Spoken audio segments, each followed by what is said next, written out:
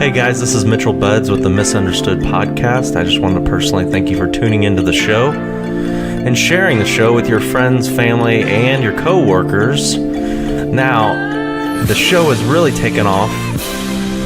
It's really gained some popularity, and that's because of you and our listeners. So I ask that you continue to share it. Visit us on misunderstoodpodcast.com. Like and follow us on Facebook, Twitter, and Instagram. The show is now officially on iTunes, Podbean, Stitcher, Google Drive, and you can stream it on Spotify. So I thank everybody for helping us, supporting us, and we will continue to do the best that we can to provide good content for you in your drives and whatever you're doing that you're listening to the show.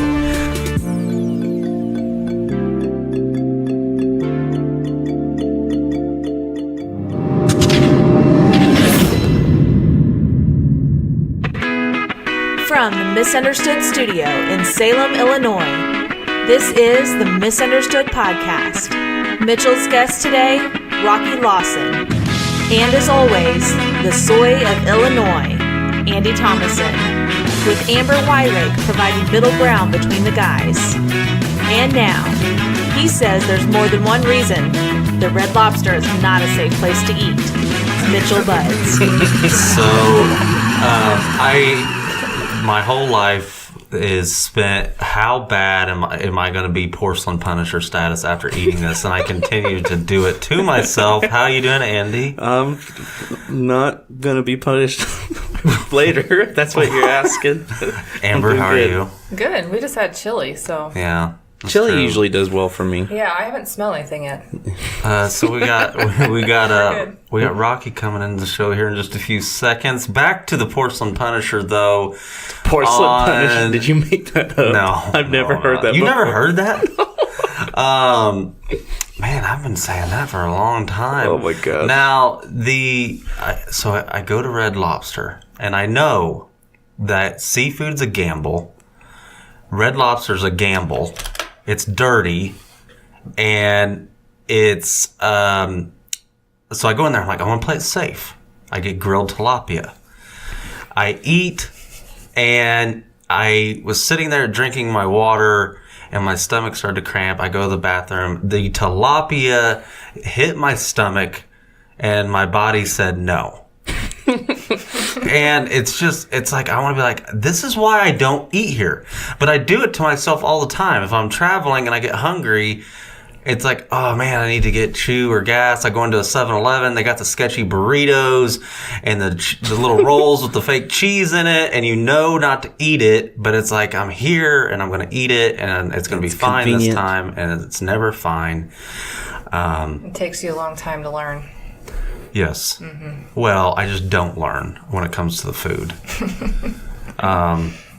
Anyways, so I want to go ahead and bring Rocky into the show. He's a car guy, so we're going to get along just fine. And kind of see what he has to say. So how are you doing today, Rocky? Doing great. So tell me about this car. Okay. So Wait, let's back it up. How do you feel about Hillary Clinton? What are your thoughts on Nancy Pelosi? All right, what do you feel about the wall? I'm okay with the wall. What about the ladder going over the wall? I mean, is it American made or Mexican made? Well, that's up for debate. All right. That was good. That was a good one.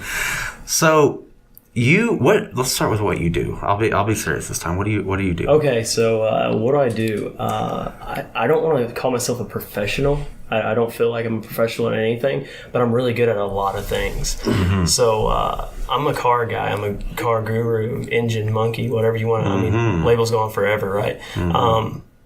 So when it went from there, it started young, and now I'm a car salesman. So I'm like on the clean side of it, and it's the first time being on that side of it. Where do you sell cars? Foster's Auto Sales. Salem. Where's that? Oh, here in Salem, yeah. Where is that? It's fairly new. We've been. I think I've seen a business card laying around that said that. Okay, anyways. Yeah. Oh, there we go. All right, go ahead. Yeah, so like 3 months maybe. Actually been in business, open and all that, because there's some hurdles No joke. you have to jump through, state. Are they a used car dealership or a licensed? Yeah, we're licensed and all that, but we are a used car lot. Okay, so you don't have like a specific brand. You're not like a Ford dealership or a Chevy.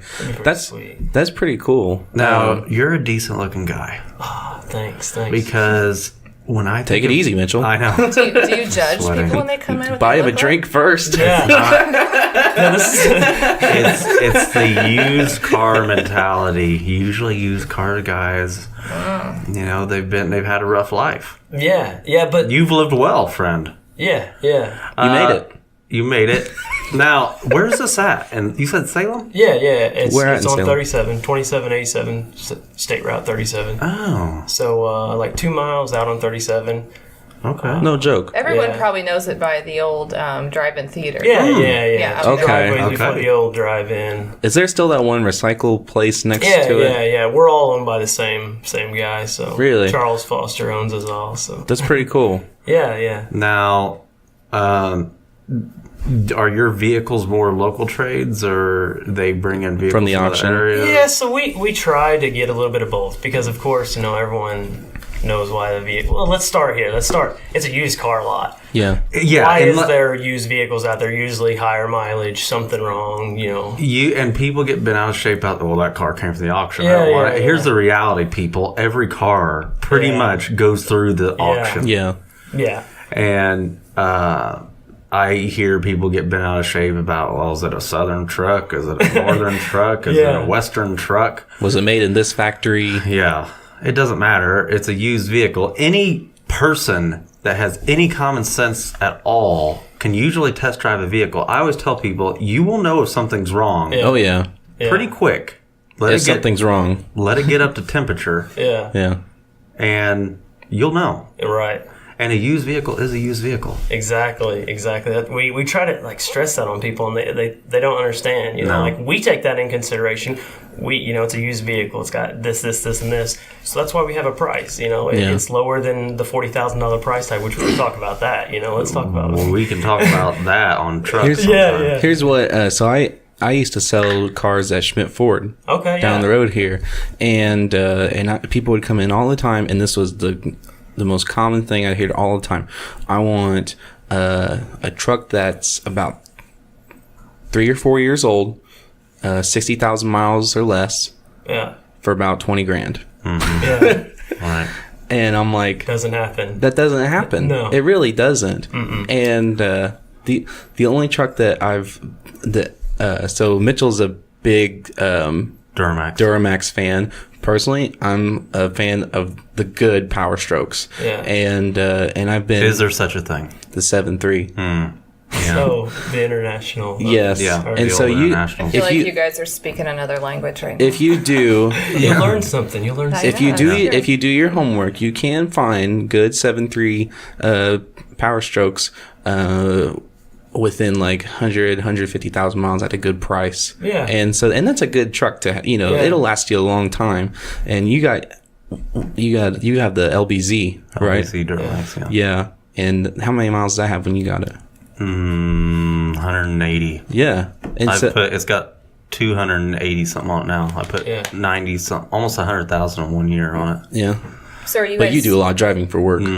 So are you guys Ford, Dodge, Chevy guys? Ford, Chevy. So I'm Ford. He can't. Oh, he's Dodge. I'm everything. You're- Oh no, he's everything. Oh. Yeah, Okay, I you like got it all. Ford. I All like right. it all. I've had them all. I like Chevy. I just tend to like. I'm not a hardcore. I'm a Chevy owner. I hate Yeah. anybody that drives a Ford. Ford makes even the 6.0s. The 6.0s have a They bad can rep. scream, Whenever they're studded, whenever they're fixed properly, Yeah. a stock 6.0 is a piece of junk. When they're done right, they can outrun a lot of trucks. So that's what where I was about to go with it. That's you know. Everybody makes, Dodge, with it being a Cummins, that's not Dodge's motor, obviously. It's the same thing with Right. Chevy. Duramax is not a Chevy motor. I believe it's Isuzu, if I remember right. Or it used to be. It may, I don't know. But, everybody makes Dodge. I've always liked the looks of Dodges. I like the Cummins. And it's just a well-known fact that the transmissions just aren't the greatest. Yeah. I mean, that's a well-known fact. Right, Just like- Amber? Yeah. Right. Yeah. It's just like Hey, the I'm a Ford girl.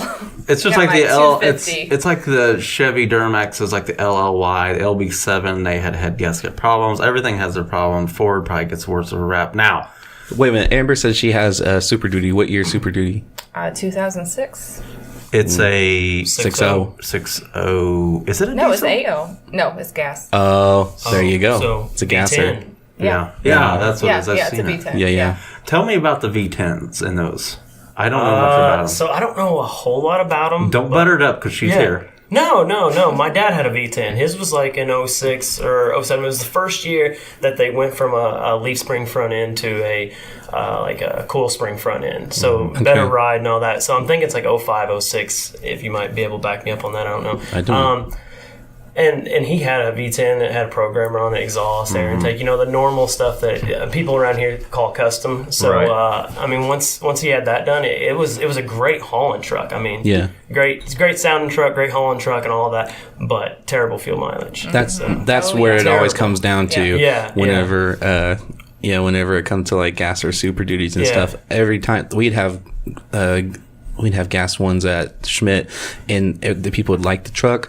They liked the way it looked. They liked the way it rode. Everything. They just didn't like the fuel mileage. And when did that come in effect? Wonder when that actually came in. When people started caring about the fuel mileage? Yeah. I think it's when people like started more commonly driving further Yeah. places. You know Right. what I mean? Because especially like when trucks became more of like a daily vehicle. Yeah. Because trucks, whenever it first became like a big ordeal, trucks were just like something that used to work. Right. Well, it's like I'm not saying there's something wrong with having a truck as a daily vehicle. No. but No. It's when gas, I think, to me, when gas was pushing, did it ever go over $4 a gallon in 2008? I would say in our area, Yeah. probably close. It it was close. close. I remember it was 389. close. It was like 389. That was bad. Yeah. That was the Yeah. time. Now, Nowadays, there's it's no reason for either one of those, gas nor diesel, to be high. Diesel, especially, should always be cheaper than Right, gas. yeah. It takes zero effort to make. Right. It's less money to make. So Right, Amber? That's Right. right. Right on. The thing about that I've learned about like the big gas motors, the V10s, the 8.1, I believe Chevy 8.1, is that a Yeah. 454? No, it's bigger. 454 is 7.4 Oh, you're right. or something Okay. like that. Those were consistent power. Yeah. Whether you was hauling, I'm pretty sure those always got the same gas mileage whether you was hauling or Right. not. I'm a diesel guy. I love the smell of diesel. I love the sound of I diesel like the sound of motors. diesel motors. And I like Do you like the sound of it, or do you like the spool of the diesel engine? he Because- probably likes the both. spool. No, I'd like What's the both. spool? So like turbo spool, like you hear the turbo whistle. Mm-hmm. It's something. It is satisfying. Yeah. It's I don't like the sound of a diesel. I mean, that's terrible. It sounds like nails in a coffee can, especially right now in the wintertime when I start Yeah. mine. It sounds like for a good 30 seconds, which it's normal, it sounds like you took a coffee can with nails in it. Yeah. It's just like, and it just sounds like things are breaking inside. I think there's some diesel guys that kind of like get off on the whole like Yeah. cold start. Oh, yeah. The cold starts. Yeah, mine does a cold start every morning right now. Basically, cold starts when a diesel motor is cold, and you probably have to explain this better. It idles up Yeah. to I come up. actually know a little bit about that because I have a diesel tractor. Oh, I didn't know Yeah. that. Oh, yeah. Okay. I plug it in, and Don't you like the smell of burning diesel? on my bonfire I do. When the flames go woof. Yeah. That smell I is don't your know, the eyebrows smell. being singed. It's not the diesel. It's not the smell. I agree with the sound though. It just Yeah, it's a different sound Yeah, it just sounds like altogether. power. Yes. yeah. Yeah, hot, nasty speed. That's what I like. Yeah. Now,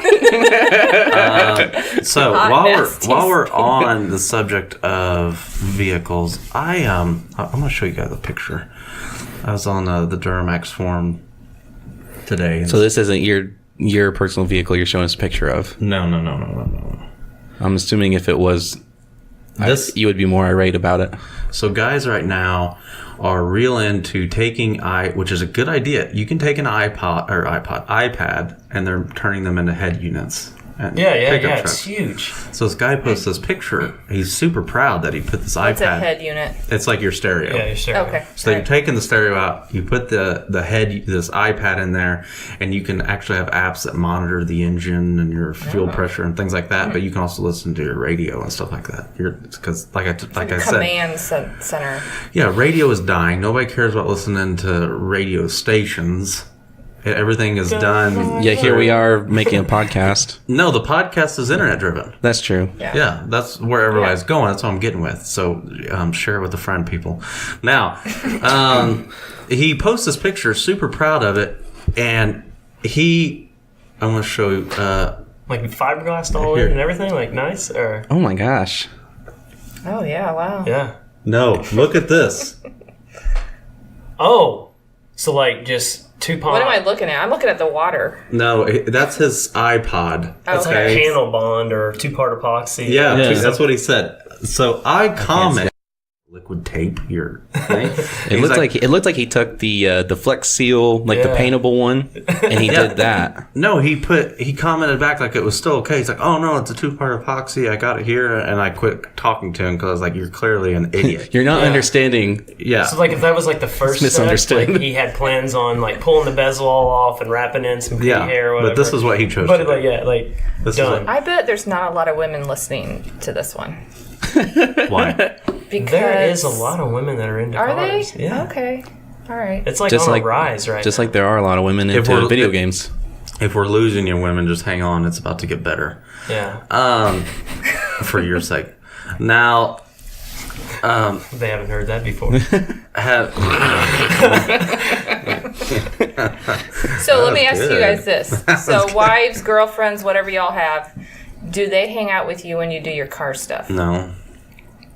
No, Who said no? I'm gonna say. I'd say no. I say no because I don't really do car stuff. You don't do car stuff? Not really. Okay, well, I feel better. So like, it's like. I mean, I feel one better zone. because, like, they're the car guys and we're the... Yeah, I non-car wouldn't necessarily people. consider myself a car guy. Okay. I like cars and Yeah.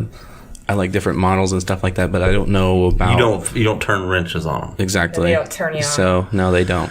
Okay. I can turn them on. So would you like to have your wives, girlfriends spend time doing the car thing? I'm gonna say no in like reality, Okay. like no. In like a perfect world, like yeah, of course you'd love to have them in there, but Yeah.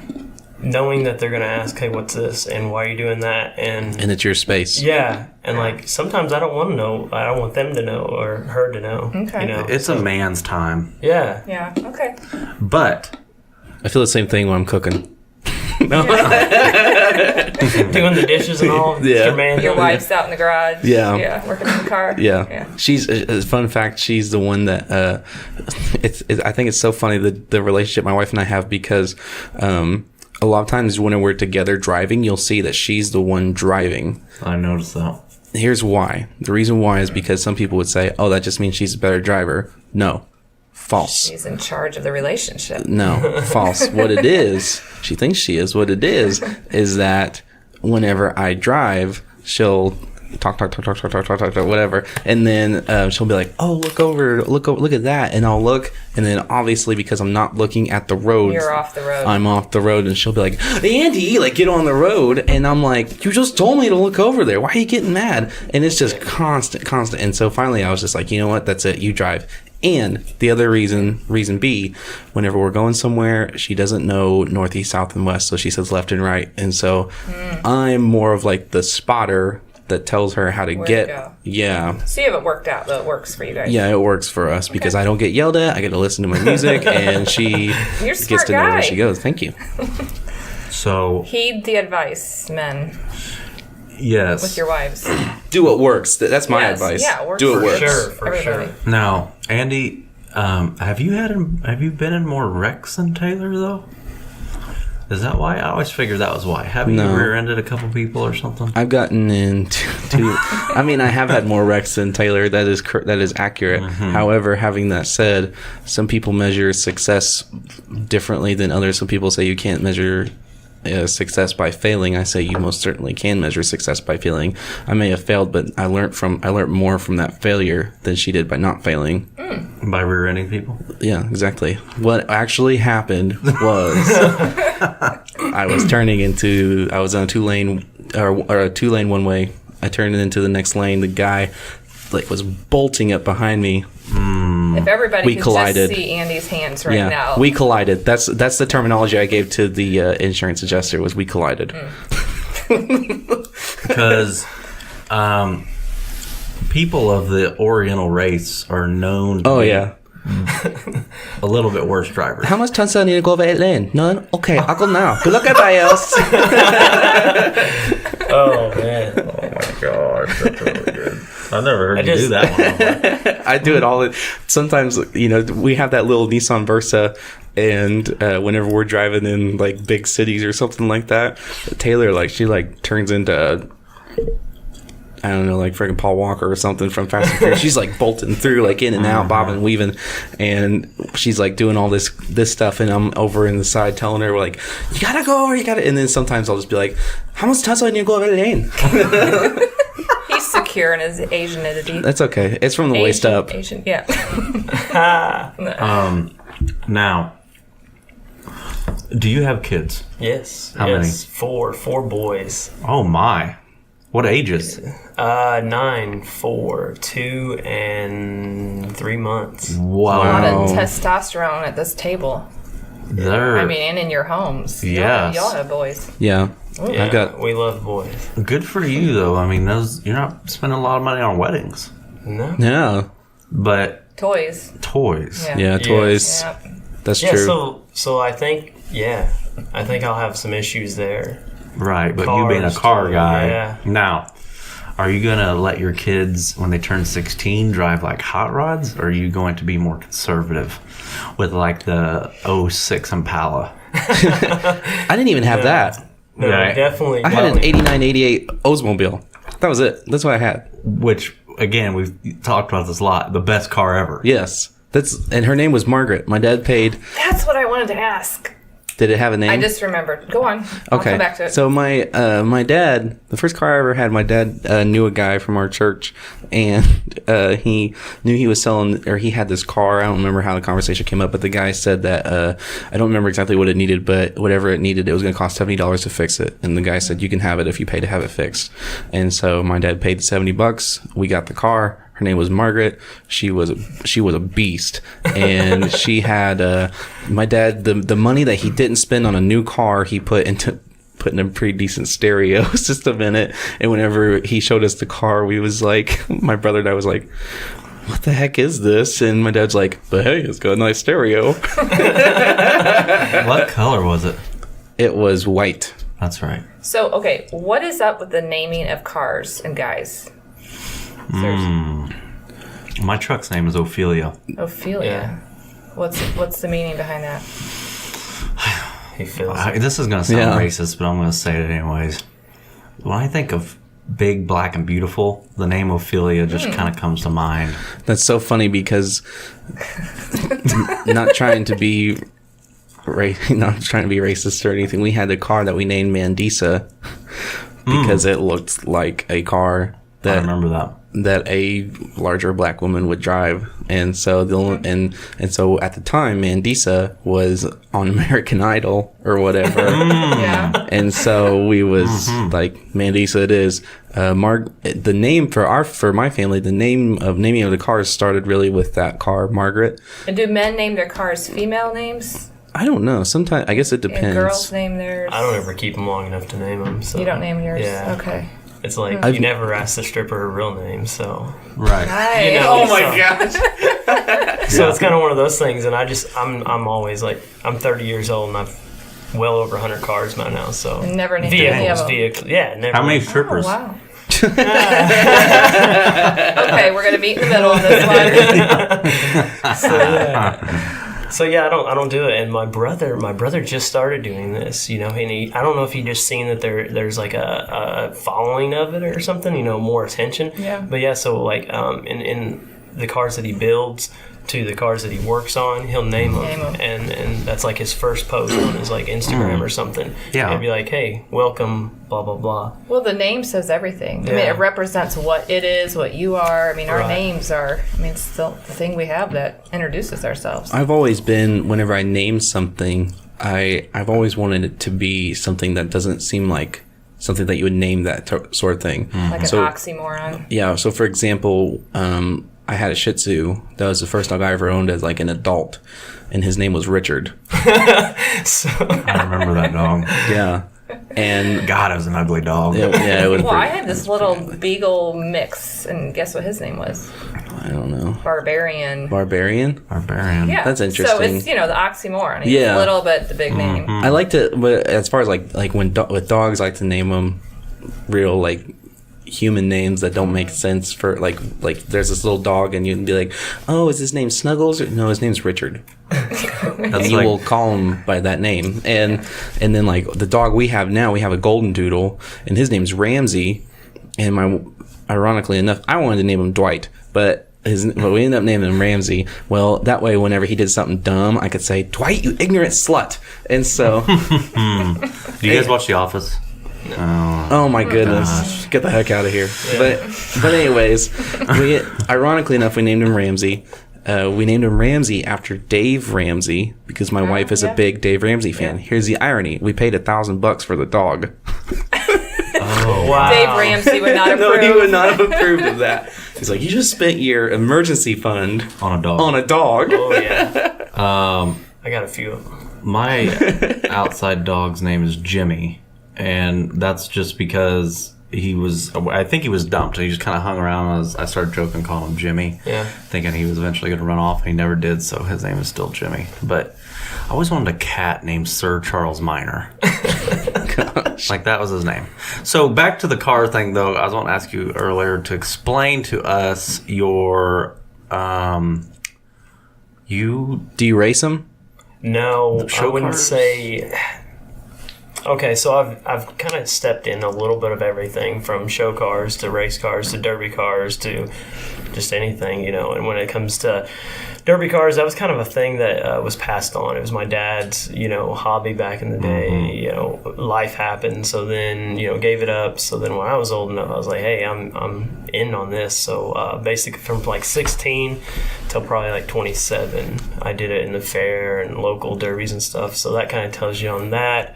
And then like racing, Benton, that's our local track. Well, I guess you wouldn't say local, 45 minutes away. But Closest one. yeah, closest one. So go there to watch, and then I've participated a few times. The first derby I ever went to was the one that you were in. Yeah. So I love derby, and if you want to talk about that for a little bit, I loved it. It was a great time. I do. It was a fun time. I mean, when it all started, it was you're taking either a free car or a very cheap older vehicle and just tearing it up. And Was it a station wagon? it was a station wagon. There's nothing that sounds more satisfying to me. I've always wanted to do it. I just haven't done it. I need to Well, do it. it's a terrible time to get in right now. So And why is that? money.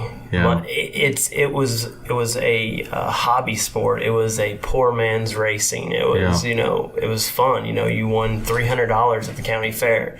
Now you're winning $13,000 at the county fair, and it's like, are you kidding me? Yeah. We're really talking about that kind of money. And it was basically because people that are fortunate enough to have the extra money, they started building better parts, and then the rule set started kind of favoring those guys that were putting money back into the industry. Yeah. So there's guys out there right now that have $60,000-$70,000 derby cars. Oh my gosh. Yeah, and That's insane to be spending that much money on something that's going to be destroyed. They probably are hard to destroy, aren't they? Yeah. Well, I mean, that's the thing. Yeah, I mean, I've never competed against those guys, of course. I've watched those guys run. But those guys, I mean, it could be the simplest thing. I have very close friends that are very close to that type of money into a vehicle and go out there for 5 minutes and one wire just happened to fall off that they just didn't happen, double check or whatever. Right.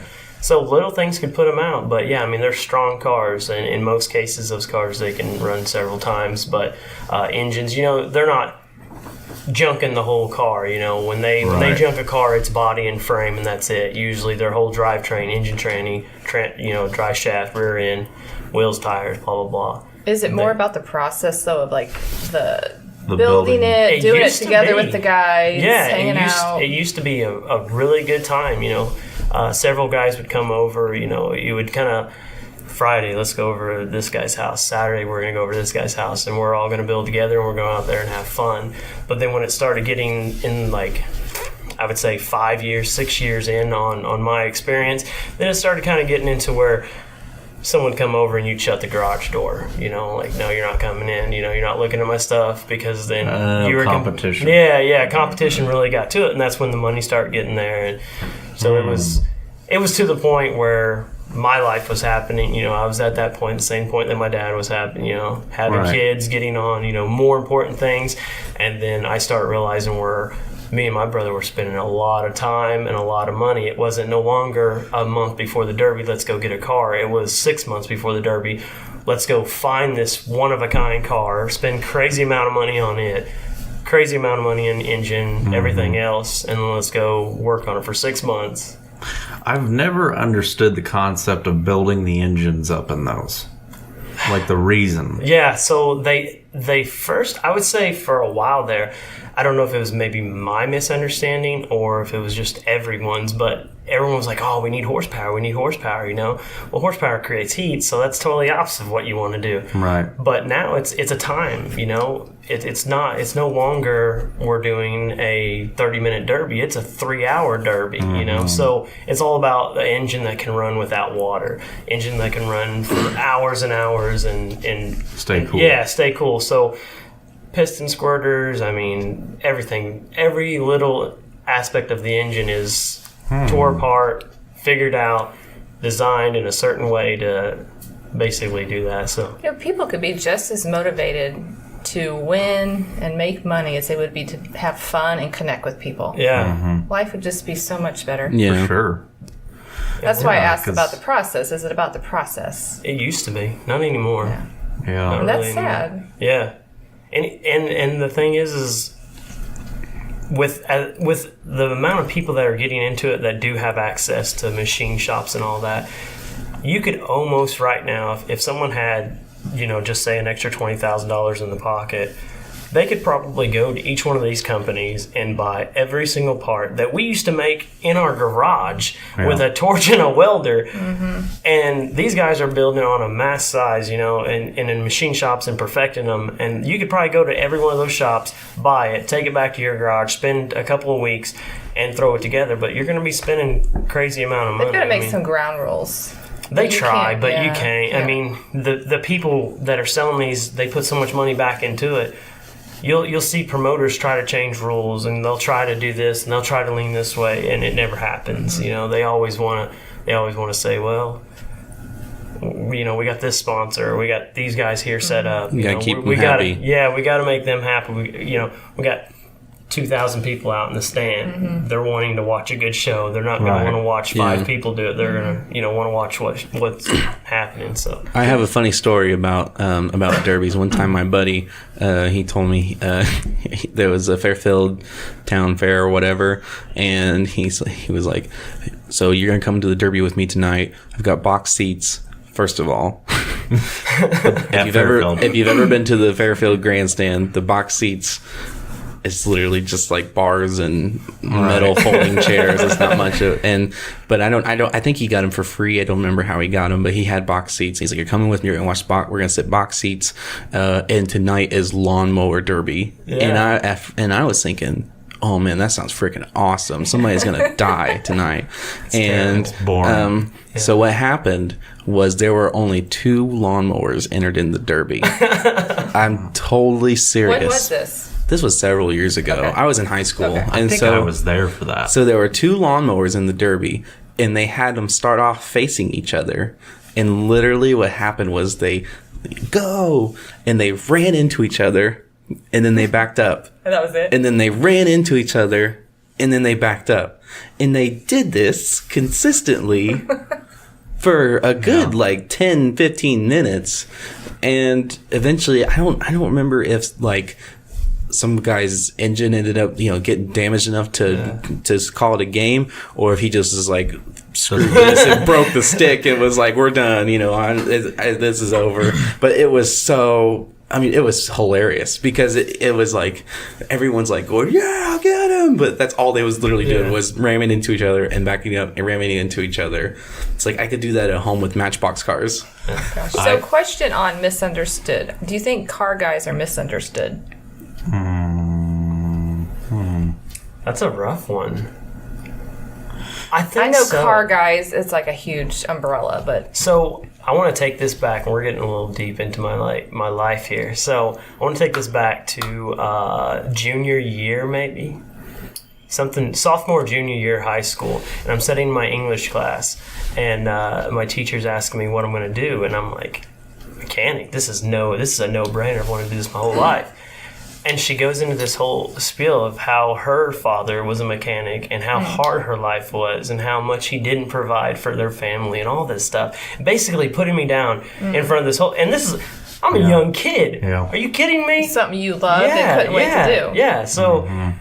I was very shocked, and I think I'd said some stuff, and we had went around and around, and when it all came down to it, I got like expelled out of her class and everything. So I had a second study hall that year. Because you stood your ground. Yeah. I'm like, first of all, that's your father you're talking about. Like, you are here right now because of him. Are you kidding me?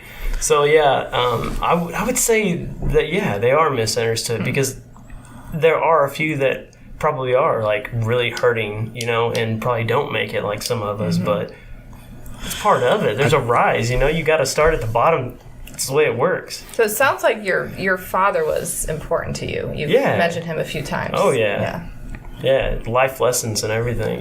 He was just one of those dads. But I think it's funny that your teacher mentioned like something about that career being something that could lead to stressful time, hard times, whatever. Because I know several people. So, like I've said before to you, know several people. No, I know. So I know some people. But anyways, like I said to you before, I had this real entrepreneurial mindset, and I've always been really passionate about jobs where, like, you make what you earn. Like, you have to work to get it, you know what I mean? Right. And I don't know how many times I would take these jobs, and people would ask me if I would feel more comfortable with something more stable.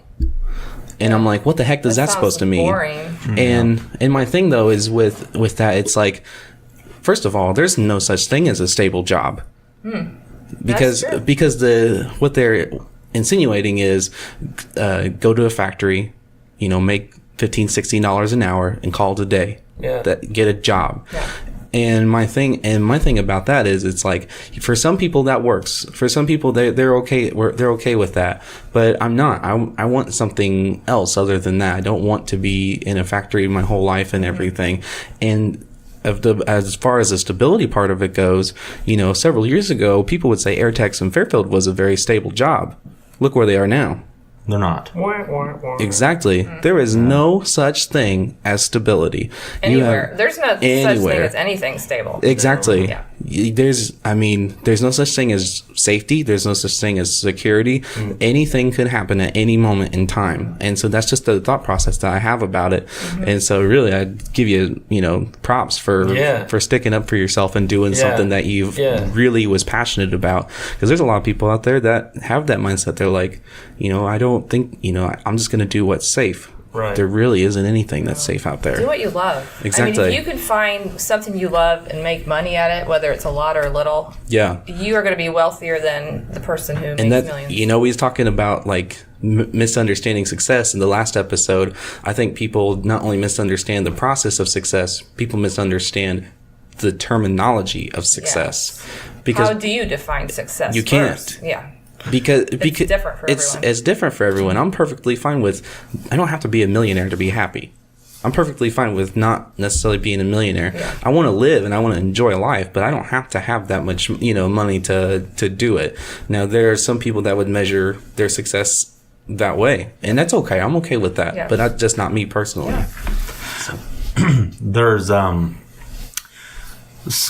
people and kids in school pounding in their heads the corner office job, go to school, drown yourself in $200,000. College, student debt. Yeah, drown No yourself. offense, Amber. I don't have any student debt. Drown yourself in $200,000-300,000 in student loans and go get you a job making $35K a year. It's stupid. If you want to go to school and do that, great. I know some things require schooling, but I'm a big fan, and I've talked about this before, of trade schools. If you want, Yeah. But No shame in trade school. No, there's zero shame. Or just, go, if your dad does this or an uncle, he's a welder or whatever, you learn the trade and you do the trade well and you enjoy the trade, then do the trade. Yeah. Me growing up, I grew up around body shops, and similar as situation as you, from a kid, I wanted to be a body man. Okay. I wanted to paint cars. I love cars, and I love that process of fixing them and seeing. I love progress. I like to be able to, when I do something, I like for it to see the progress. The result. And I love the smell of body shops. I love the paint. I love all that stuff. And You love the men. I love the men. And hard-working man. yeah, the hardcore 5 o'clock shadows and the Pall Mall 100s. But when I was growing up, I was discouraged by family and teachers. Like, what do you mean, I'm a body man? Yeah. Like, look at your uncles; their backs are bad. Yeah.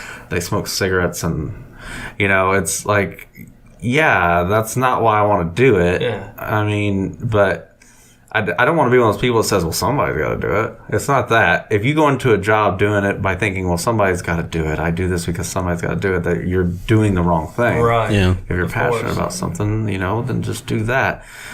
Now, I do think that people need to work a job at some point in their life. And what I mean by job is, they need to understand the value of work. Oh, Yes. yeah. Because- Doing something you maybe don't love doing just so you could feel. Exactly. Yeah. Whenever I got out of high school, I worked at Walmart DC as an order filler.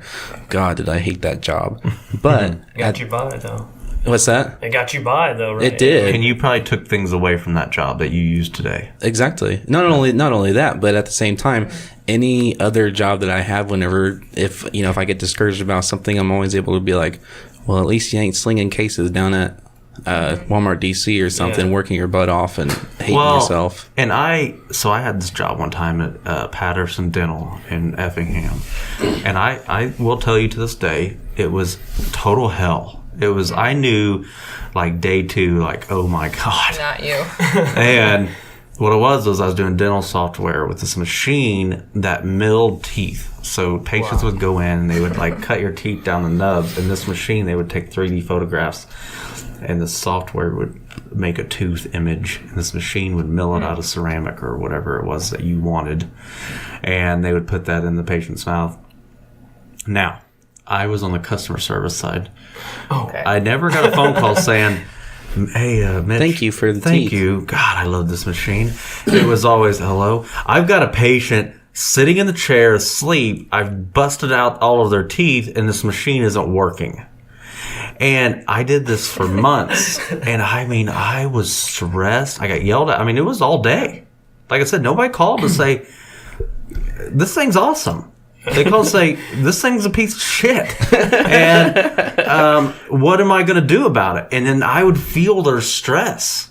I would put myself in their shoes, fault, it's your fault. Like visualizing, like, oh my God, there's somebody sitting in a chair. Like, what are they going to do when they wake up? And I could never do that job because someone would call, what do I do? I'd be like, you better call somebody.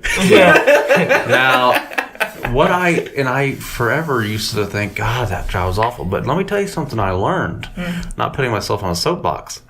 I honestly feel like I learned, one, how to handle conflict over the phone with people that don't know me. Yeah. And my personal skills went way up. As far as dealing with people in general and talking. I've always been one to talk and joke around, but when it comes to serious talk and things like that, I wasn't ever that way. And then I got into that. And I feel like to this day, it's still helped me, like in my job now. I deal with people in their homes. I'm a catastrophic insurance adjuster. Okay. So, like their home gets You're wrecked. dealing with people who are not happy. They're not happy. They know it's not my fault. They're never mad at me. Usually, there are some that get that way, but I've learned to calm them and walk, just like I had to do with those doctors. So you're an adjuster. So do you get like any of like the victory at the end? Like, Oh yeah. Well, it's like whenever the victory is like when you have like an agreed settlement. Everybody's happy with the amount of money they got, and you move on. And yeah, it's very satisfying to help people get their homes, because obviously everybody's homes is important to them. Yeah. So, now I'd like to ask you a question about kids.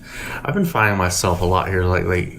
My mom, I grew up, I had a great childhood. My mom did the best that she could raising me, and then she met my stepdad, and life got a lot better after that. But my kids now have much more than I had. Yeah. And I would like your take on this, especially with boys. Do you find yourself telling them, well, I did not have that as a kid? Yeah. Like, so, because kids are like, I know I do that with my son all the time. They're like straight up a-holes sometimes. I don't want to say the whole word just because I feel It's like, bad. you little jerk. Yeah, why you gotta be such a jerk? Why you gotta be exactly. I've got a quick story that kind of following that. My son is really big into Ryan's toy reviews. Oh, so how old? He's 3. Okay, 3. You're familiar with this, Ryan? Yeah. Super expensive Ryan eggs, man. And my son, he's like, I want a surprise egg. I want a Ryan's toy review surprise egg. And my wife, she was like, he keeps saying it, and I was like, you know what? I'm gonna do something nice, and I'm gonna get him the Ryan's Toy Review surprise egg. It was $50, and it had toys that he liked, which I was glad. And whenever he opened, he was so excited and everything. And then literally the next day, he was like, they come with like these little brochures. I'm fairly certain that the toy companies have this figured out, where they put little brochures in the toys, and they show all the toys that you can get. Mm-hmm. And my son, he looks at the brochures, and he's like, I want 2 figurines. But what he means is, I want all the figurines. Yeah. What you may have heard was, give me 2 figurines, but I assure you I said, give me all the figurines. Well, what was that video Leland was watching? His son's name is Leland. Okay. He was watching a video, and it showed the back of a minivan filled with toys for this kid. Oh, yeah. Because, I don't know if you know this, Amber, a popular thing for kids right now is to watch YouTube videos of other kids playing with presents. toys. Oh, really? Yes. The grossest I'm thing. missing out, Unreal on the amount of just YouTube videos of other kids opening up presents. What is it supposed to do for them? It makes them want the toys. They're paying. Like, he's talking about this Ryan's, both of them was talking about this Ryan's toy review. Yeah. It all started with these parents like, oh, here's my son opening this toy, playing with this toy. Next thing you know, like, because nobody else was doing that. All these toy companies were like started throwing big money at this family. Next thing you know, they got their own toy line. Wow. And they got this massive YouTube channel that's all about this kid getting these toys, opening the toys, playing with the toys. It's basically like a review. Yeah. But in a that kid's kids world. love. Yeah. Because our kids are like, I want that toy. And it drives me nuts, though, because my son will be like, I want that toy. And then when he gets it, what does he do? He doesn't play with it. He sits on the couch with his toy, watches the YouTube video, and whenever I play with it, he's like, I've got that. Yeah. And it's kind of cute, but at the same time, I'm like, yeah, you could be playing with that, but instead you choose to watch another kid play with a toy. Why don't you analyze this, Amber? I'm just thinking of all kinds of things. I'm thinking more of... What could this lead to? That's my question. Yes, for all of us, all 3 of us, we need to know. This is like within the last 3 to 5 years. Yeah. I would say within the last 3 to 5 years, it's became an issue, I would maybe say. Of them watching the show. And then maybe like in the last 2 to 3 years, like a problem. Like, it's actually... My thing is, why do young kids have access to watching YouTube? Get your kids off of it. I know. No, Let's serious. put that to... No. It's serious. I'll get real there. It's serious. And it's... I will say this. Bentley does not really watch these, thank God. Marshall watches them. My youngest son, Marshall's autistic. Okay. So, he every once in a while I get to play this autism card, and this is where I get to play it, and it makes me not seem like such a bad parent. With him being that's one of those things that he just is the way he is, and there's just certain things that they just are what they are, and you just can't change it. Like, he likes those videos. Now, Marshall will play with the toy and kind of watch the video and imitate what's happening. Not all the time. He will just sit there and observe the videos. Mm-hmm. But I often think, what's this doing to these kids? Now, the boys are not those... Our boys are not those boys that just get everything that they want. They do get much more same than here. they should probably. You know, like today I was thinking, wait a minute, here's Bentley, 7 years old, playing Fortnite.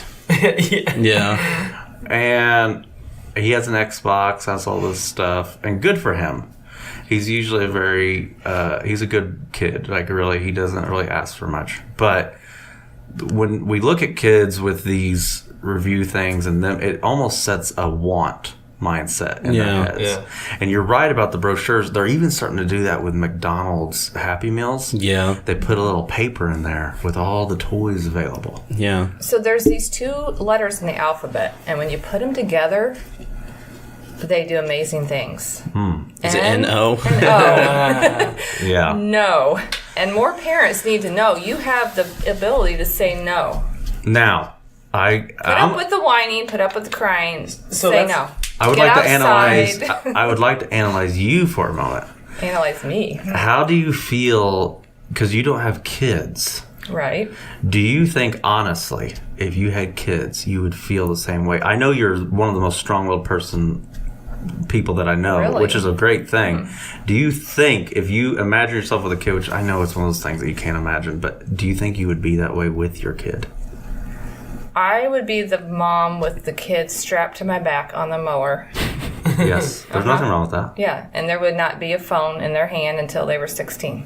And I say that, but I don't have kids. So I know it's easy for parents because it's like a babysitter, but I'm doing stuff all the time, and that kid would be doing stuff with me. Right. Yeah. Right. And I mow with my boys, and there's people, that's becoming a thing now where people freak out over.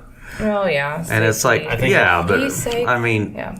I was just talking not too long ago about when I was a kid, like 6 or 7, maybe 8 years old, and my grandpa had this hog farm that I would spend a lot of time on.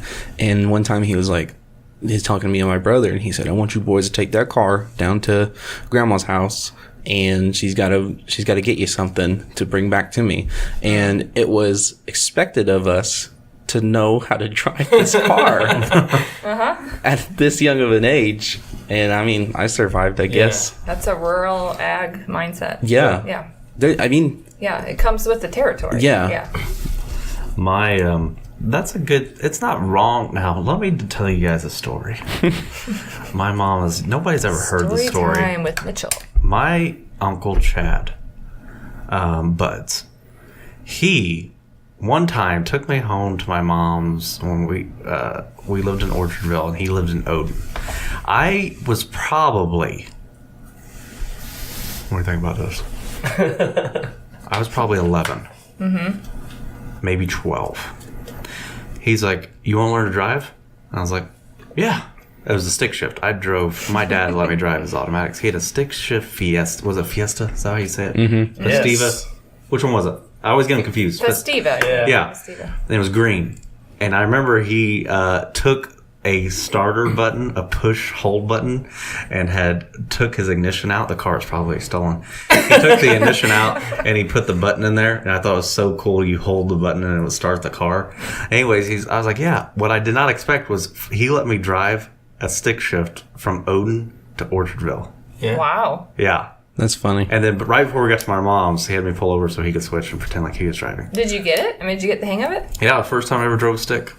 Wow. Let's look at the bigger picture there. It had a push button start, and now every car does. Right. Your uncle would be rich. Yeah, he was. Because I remember I'm trying to think. He was so ahead of his time. It was not a button that even said start. It was just like it was like a normally closed switch. Like you close the circuit and Yeah, that's the bigger picture. Yeah. Anyways, we'll get past the kid thing. I believe we all had good points on that. The Ryan's Toy review is the worst. Yeah. And it makes me mad that his dad looks like me. Yeah. Because he's Asian. I remember when they first started, they videotaped it in their backyard, and I always noticed, which I noticed these things, like his fence needed a good staining. Yeah. And it was like, you need to take some time and like paint your fence there, buddy. If you're gonna do these videos, how old were you when you noticed that? How old was I? Yeah. This was like 3 years Oh, ago. okay. Yeah, Okay. I 4 thought you were years talking ago. about when you were a kid. I was No, like, no, no, wow. No, this was never around when we were kids. This is all stuff that's new. Yeah. It's like, I didn't have YouTube. yeah. Which even me as an adult, I find myself getting lost in YouTube. Yeah, I It got know seen I down. do. I do. I follow like all the people in there. Like. Yeah. It's like I'll watch, get on side-by-side races, and Yeah. it'll Yeah. pop up with a related video. Yeah, that's and then you kind watch of- that one. Oh, look at And this it's one. 4 And then, o'clock in the morning. You're sitting in yeah. bed and you're like, oh man. Well, it hits certain parts of the brain. It's kind of like an addiction. I mean, it hits Yeah. that part of the brain that just wants more and more. So Yeah. it's easy to get locked in. Yeah. Yeah. Now, I have a video that I would like to show you. It's mainly the audio. This is kind of going back to the manliness thing that we got on earlier. I was going to kind of tread into that a little bit. This is a preacher. I don't know if you go to church or not. I do not. You can go ahead and leave now. We can analyze that. I So- believe in. I think that's your tag phrase, The not Jesus. mine. That's good. I just think it's funny because I've heard you say it a Yeah. bunch. Okay. This is a preacher that... I want you to listen to this with an open mind. Like- But this is about teaching manliness, and I really cannot wait for Amber's analysis. Will it apply to me? No. Okay. Not from a physical point. Okay. I'm not man. But when Not directly, but when you indirectly. Okay. when you hear this, you're going at the end. I know you're going to be like, "What the hell is wrong with some of these people?" So I want to play a video here. It's not so important that you watch it. It's mainly the audio. I'm going to close with one thing. I was reading my Bible this week, and I kept seeing this phrase jump out at me in the Bible. And you're not going to like this, but you haven't liked the sermon up till now, so why would I try and please you now? You're going to be mad no matter what I say. But I was reading the Bible, and I kept seeing this phrase, and I studied this phrase in the Bible. It's used 6 times, and it's used by God. It's used out of the mouth of God. And it's when the prophet is preaching to the king of Israel, Jehu, and he says, Jeroboam the son of Nebat, and he says, "Thus saith the Lord." He said, "I will destroy from Jeroboam him that pisseth against the wall." Have you ever seen that phrase in the Bible? Put up your hand. Have you seen this, Him that Amber? pisseth No, I against the haven't. wall. You see that in the Bible. It's used 6 times in the Bible. And it's, 6 is a significant number in the Bible. It's the number of a man. There are different numbers that represent different things in the Bible. Like 7 is the number of completion. 5 is the number of death. And you'll see that all throughout the Bible. People being killed under their 5th rib. Genesis 5:5, Acts 5:5, on and on. You'll see different numbers and significance of numbers. And the 6 times this phrase is used in the Bible. And you say, "Oh, I can't believe you speak that way, that's vile." I'm sorry, but the Bible says that the words of Jesus Christ are wholesome words. And the Bible says every word of God is pure. And so don't accuse me of using bad language. That's what the Bible says. He said, "I will destroy him that pisseth against the wall." Now, did you ever stop and think, what did God mean by that? Did he mean, what did he mean? Obviously, what is he talking about? All the men, right? He said, "I'm going to kill all the men that come from Jeroboam." Because there's a difference between men and women. Men piss against the wall. Women don't. Okay? And so God said, he used that language, he used that expression. And by the way, that expression is only in the King James Bible. The New King James eliminates it. This is what the New King James says. Males. All the males. And the guys who made it, they are males. They're not men. And God said a man is somebody who pisses against the wall. Did you know this? When I was in Germany, and you're not even going to believe this. See, why are you preaching this? Because it's in the Bible. Okay? I was in Germany, and I went to use the restroom in Germany in several different people's houses. I mean, totally different people. And even in public places, they had a sign that prohibited a man from peeing standing up. I'm not kidding. I mean, you can ask, my wife is from Germany, and I was there for 3.5 months. They had a sign in people's house, they had a sign in the public restroom that prohibited. I'm not gonna, it was like a circle and a line through it. He's and getting it. No pee standing up. And I asked my wife, I said, is that like, I thought it was a joke. It's like, is that a joke? It's kind of a crude joke. She said, it's not a joke. She said, no man in Germany pees standing up.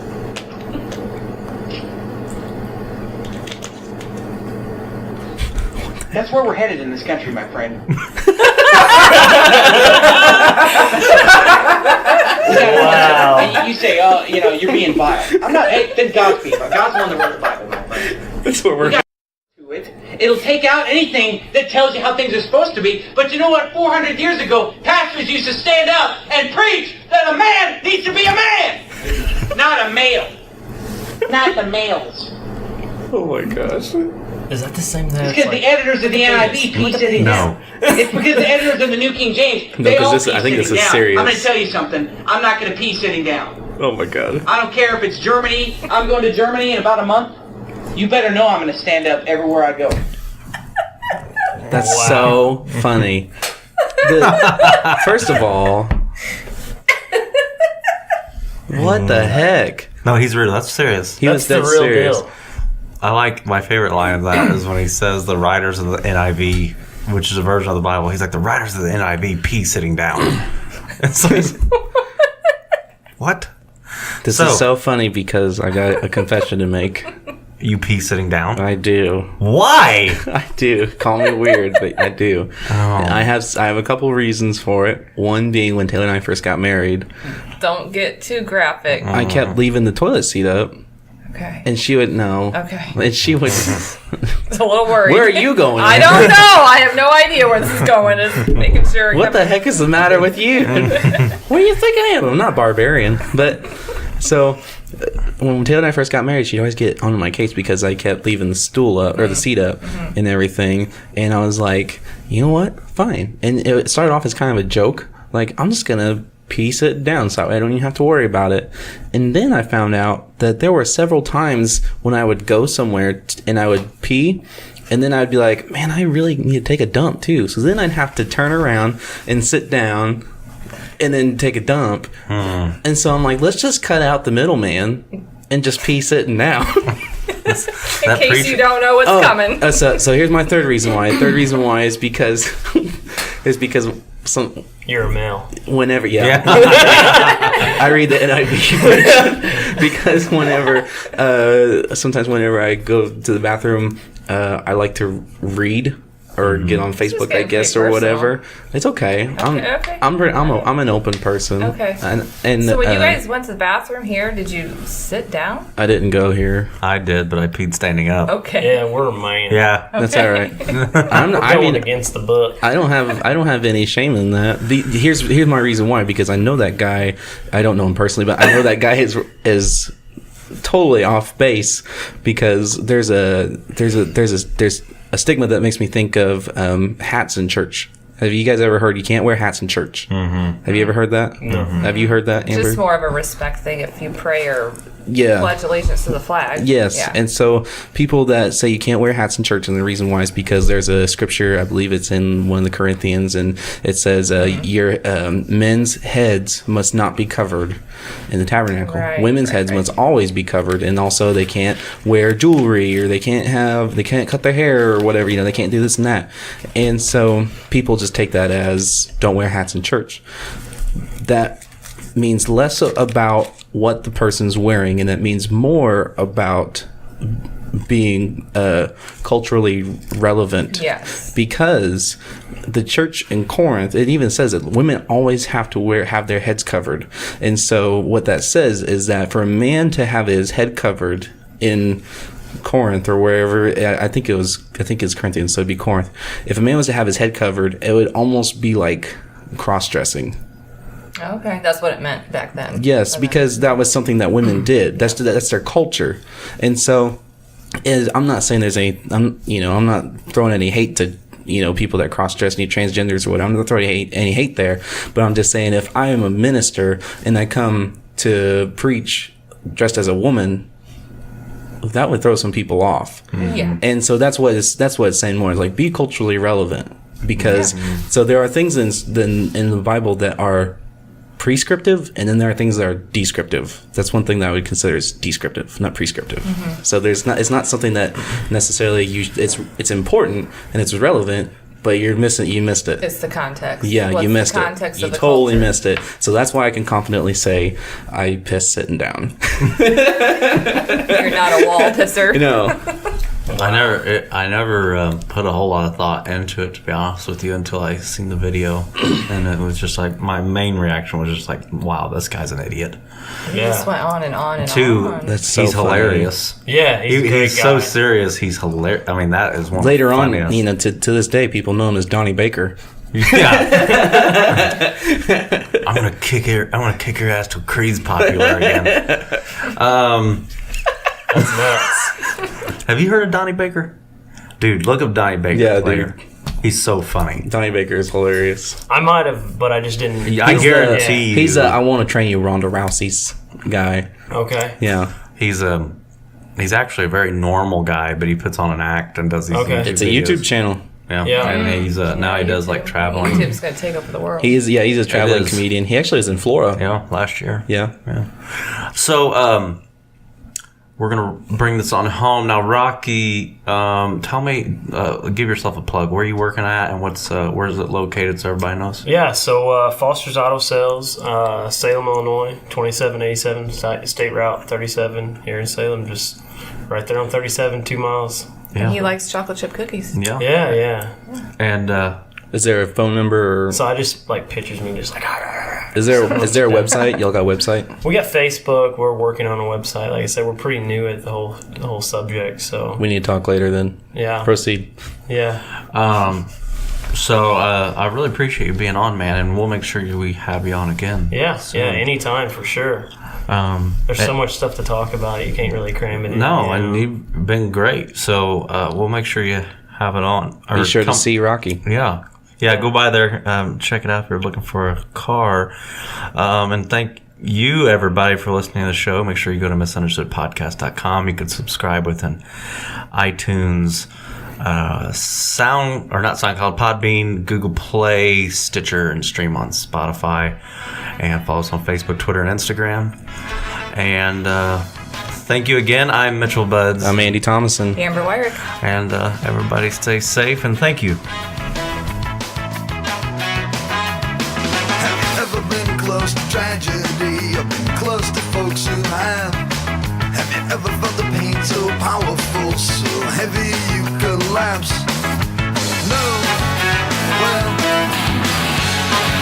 I never had to knock on wood, but I know someone who has.